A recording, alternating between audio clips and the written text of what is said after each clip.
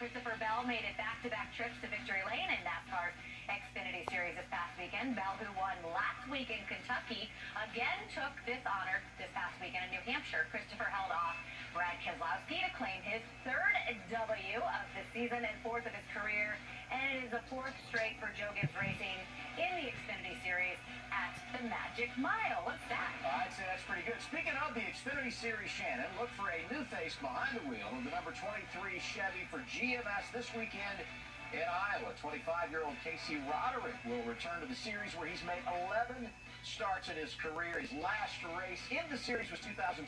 Roderick is one of the winningest drivers in super late model competition. We wish him the best of luck on the short track in the Heartland this weekend.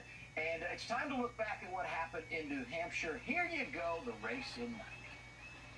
All right, Nick. I know it's a bit of a surprise. We are racing today. After a 3.5-hour rain delay, it's time to go racing here at the Magic Mile. Trouble at turn 2. A little bit for you. Number 6, Sherry. You say anything up to you? A couple of going at it for the lucky dog. Next time he pops it on 2, I'm stopping his ass. This can set up a battle for the lead. Beating it back here. You see him 4 wide. Here comes Elliott battling to the inside. It's the slide job for Elliott. Here's door-to-door on turn 2. Go. Chase Elliott, the new leader here at New Hampshire. Hey, winner. Hey, you win, bud. Very aggressive. Eric Almirola draws even on turn 2. He's got the foot to the floorboard. He dives to the inside, coming off of turn 4. New leader, the 10. Now we're starting to get some action on pit road. Wait. No, come on. Sorry. Well, I don't know why he stopped. Come on, guys. What's the deal here? Eric Almirola loses 2 spots. Here we go for the final 40. Kyle Busch holding on for dear life now. Just a car length and a half. Separate first and second. He just let you know he's there. Don't worry about it. Harvick gets to his back cover. Shoves Kyle Busch up out of the racing group. New race leader is Kevin Harvick. You wondered what he'd do. You thought about what he'd do. Now you just saw what he did. In a slugfest, Kevin Harvick lands the last punch over Kyle Busch.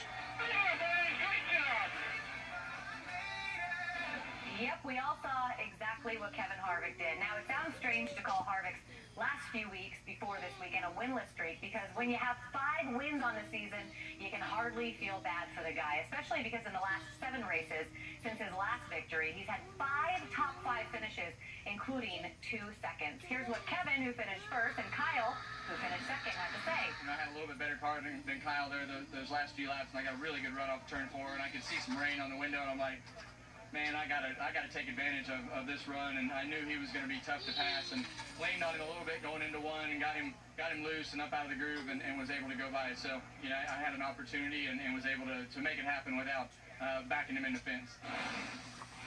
You know, Harvick was using me up there for about 4 or 5 corners in a row, which is fine.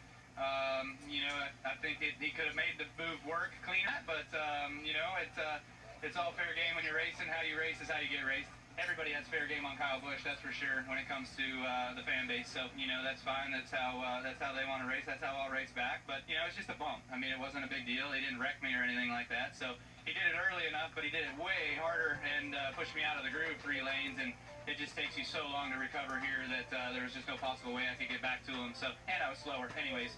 So I was in the way, so no harm, no foul. You've heard from the duo involved in the old bump and run